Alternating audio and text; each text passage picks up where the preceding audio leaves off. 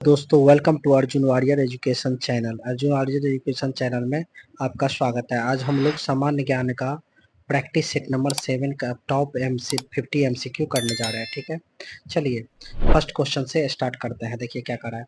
निम्नलिखित में से कौन सा सहायक संधि की विशेषता नहीं है? नहीं है, कौन सा सहायक संधि की विशेषता नहीं है पूछा है आपसे।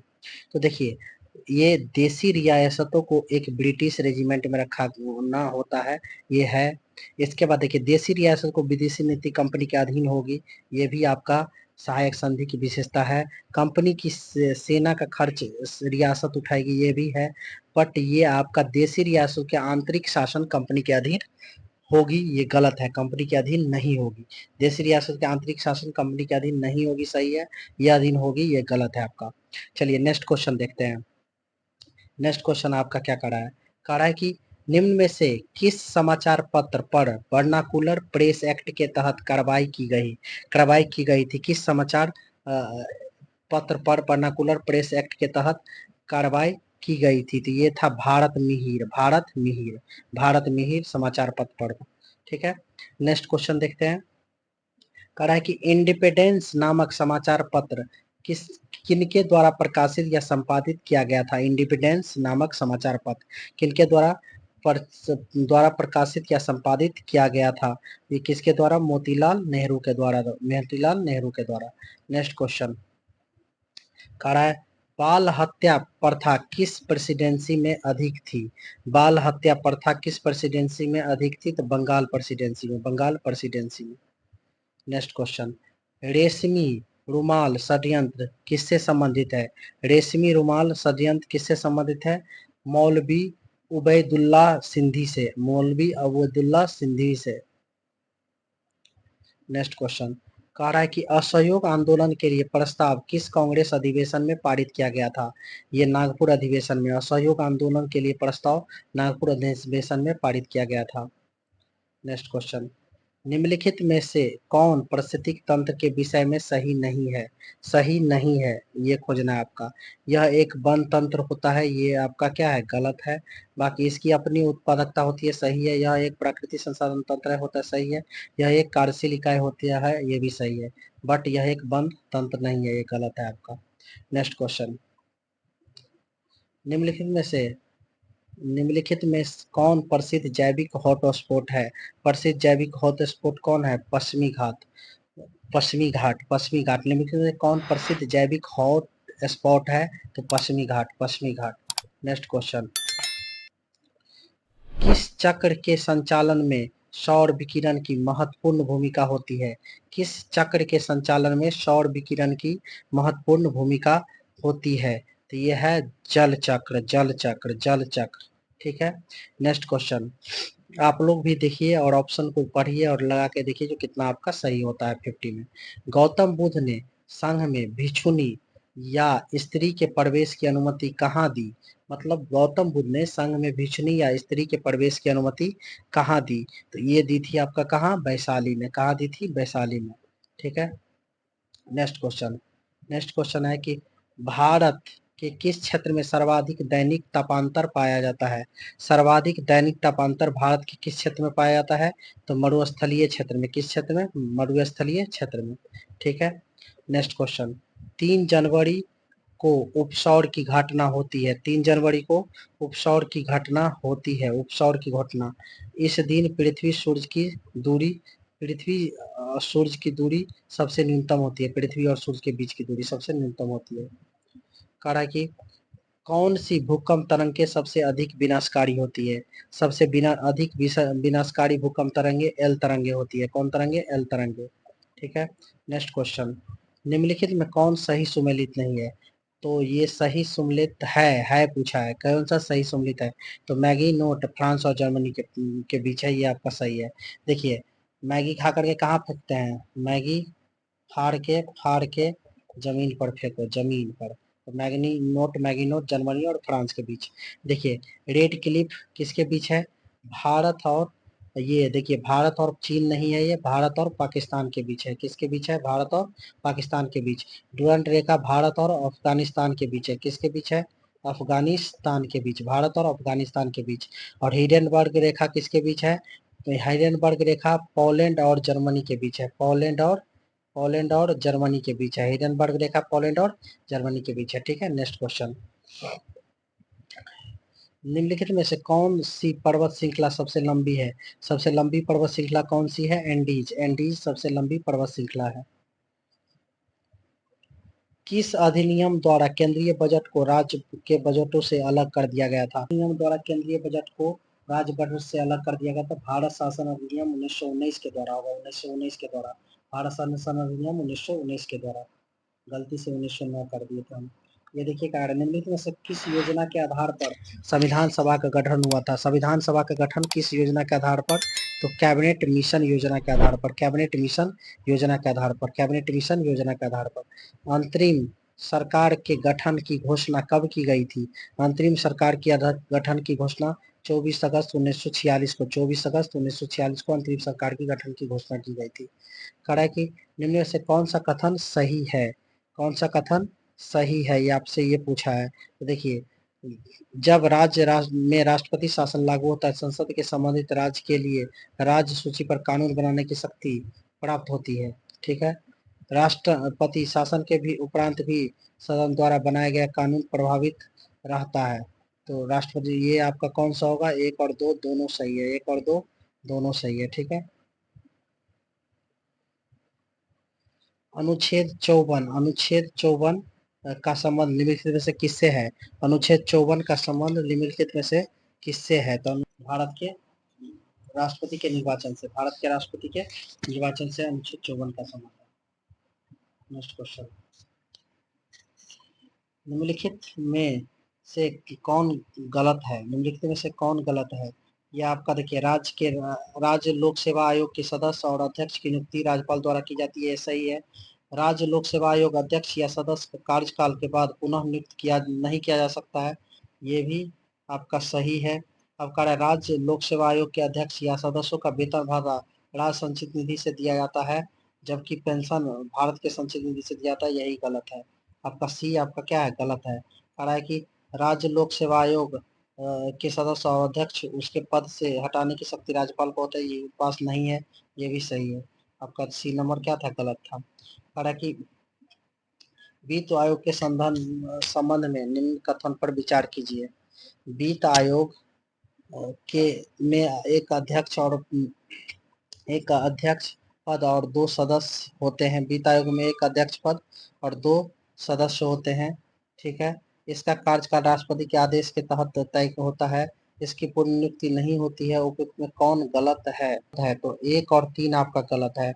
ये आपका वित्त आयोग के में एक अध्यक्ष और 2 सदस्य होते हैं, ये गलत है आपका। इसकी पुनर्नियुक्ति हो सकती है, ये भी गलत है आपका। इनका कार्यकाल राष्ट्रपति के आदेश के तहत तय होता है, ये सही है आपका, ठीक है। नेक्स्ट क्वेश्चन, निम्न में से आरबीआई की मौद्रिक नीति मात्रात्मक उपकरण है, और आरबीआई के मौद्रिक नीति का मात्रात्मक उपकरण है कौन है? तो देखिए, वैधानिक तरलता अनुपात, एसएलआर, नकद आरक्षित अनुपात, सीआरआर, ओपन मार्केट, ये तीनों का तीनों है। आपका इसका ऑप्शन क्या होगा? डी नंबर, मौद्रिक नीति कंट्रोल करता है तीनों। प्रधानमंत्री किसान संपदा योजना का मुख्य उद्देश्य खाद्य प्रसंस्करण को बढ़ावा देना, खाद्य प्रसंस्करण को बढ़ावा देना। इनमें से कौन सा समिति एफआरबीएम अधिनियम से संबंधित है? एफआरबीएम अधिनियम से संबंधित कौन सा कंपनी है? तो ये कौन सा समिति, कौन सा संबंधित है? इनमें से कौन सा समिति एफआरबीएम अधिनियम से संबंधित है? तो ये आपका कौन सा समिति होगा? तो ये आपका हो जाएगा एनके सिंह समिति, एनके सिंह समिति। निम्नलिखित में से कौन सा संस्थान न्यूनतम समर्थन मूल्य एमएसपी के बारे में भारत सरकार को सिफारिश करता है?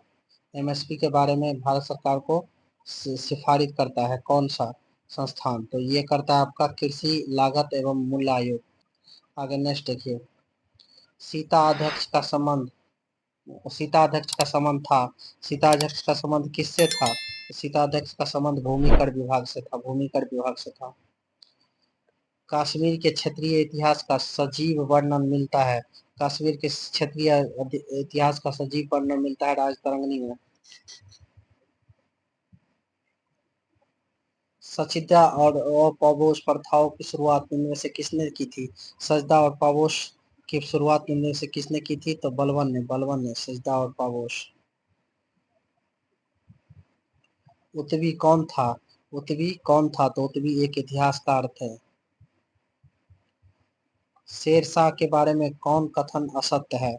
शेरशाह के बारे में कौन कथन असत्य है? शेरशाह ने बिलीग्राम युद्ध विजय के बाद द्वितीय अफगान राज्य की स्थापना दिल्ली पर की। सही है। शेरशाह ने उपज करके 1/3 भाग के रूप में निर्वाह किया। सही है। शेरशाह का मकबरा दिल्ली में है, ये गलत है। शेरशाह का मकबरा कहाँ है? सासाराम में। सासाराम में। ठीक है। शेरशाह के द्वारा भूमि में पैमाश हेतु सन की डंडी सिकंदरा गजे का प्रयोग किया गया था, यह भी सही है। किस प्रसिद्ध शासक के द्वारा अमुक्ता माल्यद लिखी गई है? तो अमुक्ता माल्यद लिखी गई है किसके द्वारा? कृष्णदेव राय के द्वारा। कृष्णदेव राय के द्वारा। दिल्ली सल्तनत के सभी सुल्तानों में सर्वाधिक समय तक शासन इनमें से किसने किया था? सर्वाधिक समय तक शासन किया था बहलोल लोदी ने। दिल्ली सल्तनत के सभी सुल्तानों में सर्वाधिक समय तक शासन इनमें से किसने किया था? बहलोल लोदी। इनमें से कौन सा पदार्थ केंद्रक में सर्वाधिक मात्रा में पाया जाता है? तो केंद्रक में सर्वाधिक मात्रा में पाया जाता है प्रोटीन। प्रोटीन। प्रकाश संश्लेषण की प्रकाशिक अभिक्रियाएं क्लोरोप्लास्ट कहाँ संपन्न होती है? कहाँ संपन्न होती है? तो ये होती है ग्रेना में। प्रकाश संश्लेषण की प्रकाशिक अभिक्रियाएं क्लोरोप्लास्ट में कहाँ संपन्न होती है? ग्रेना में। हेलोफाइट्स होता है। हेलोफाइट्स क्या होता है? तो हेलोफाइट्स वे पौधा जो लवणों वाली मिट्टी में उगते हैं, लवणों वाले मिट्टी में उगते हैं। निम्नलिखित में से कौन टेस्ट एड्स के लिए प्रचलित है? तो पीसीआर टेस्ट एड्स के लिए होता है। पीसीआर टेस्ट आपका एड्स के लिए होगा। इसके बाद सीडी टेस्ट होगा और एलिसा टेस्ट होगा। रीपा टेस्ट नहीं होता है। इनमें से कौन सा रुधिर वर्ग के रुधिर प्लाज्मा में कोई एंटीबॉडी एंटीब नहीं होती है? एंटीब नहीं होती है, तो यह है A B. Triple vaccine DPT कौन सा एक नहीं होता है? नहीं होता है, तो कौन सा एक नहीं होता है? तो पीलिया के लिए नहीं होता है, डिप्थीरिया के लिए होता है, पर्टुसिस और टेटनस के लिए होता है। अल्फा कण का द्रव्यमान हीलियम के अणु के बराबर होता है। इसके आवेश किसके बराबर होता है? इसके आवेश किसके बराबर होता है? 2 प्रोटॉन के बराबर। 2 प्रोटॉन के बराबर। न्यूटन के किस गति नियम द्वारा बल का व्यंजन प्राप्त होता है? बल के लिए व्यंजन प्राप्त होता है आपका द्वितीय नियम के द्वारा। F equal to M A को बल का व्यंजन कहता है। और परिभाषा मिलता है प्रथम नियम के द्वारा। परिभाषा प्रथम नियम के द्वारा।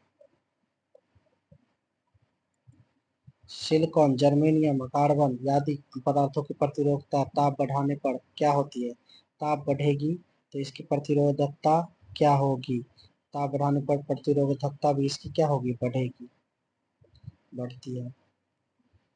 निम्न में से किस तत्व का सर्वाधिक समस्थानिक होते हैं? सर्वाधिक समस्थानिक किस तत्व का होते हैं? तो ये है पोलिनियम का सर्वाधिक समस्थानिक। आइसोटॉप्स। हाइड्रोजन को जलाने से क्या बनेगा? हाइड्रोजन को आप जलाते हैं तो क्या बनता है? पानी। हाइड्रोजन को जलाते हैं तो पानी बनता है। ग्रेफिन होता है। ग्रेफिन क्या होता है? तो ग्रेफिन होता है कार्बन का नैनो प्रतिरूप। ग्रेफिन कार्बन का नैनो प्रतिरूप होता है। विश्व रक्तदान दिवस कब मनाया जाता है? विश्व रक्तदान दिवस मनाया जाता है 14 जून को। 14 जून को। निम्नलिखित को सुमेलित कीजिए। निम्नलिखित को क्या कीजिए? सुमेलित कीजिए। किसको? निम्नलिखित को सुमेलित कीजिए। अब देखिए यहाँ क्या कह रहा है कि प्लाज्मा अनुसंधान संस्थान ये कहाँ पर है? तो प्लाज्मा अनुसंधान संस्थान गांधीनगर में होगा। प्लाज्मा अनुसंधान संस्थान गांधीनगर में होगा। राष्ट्रीय समुद्री विज्ञान संस्थान ये आपका पणजी में है। पणजी में है।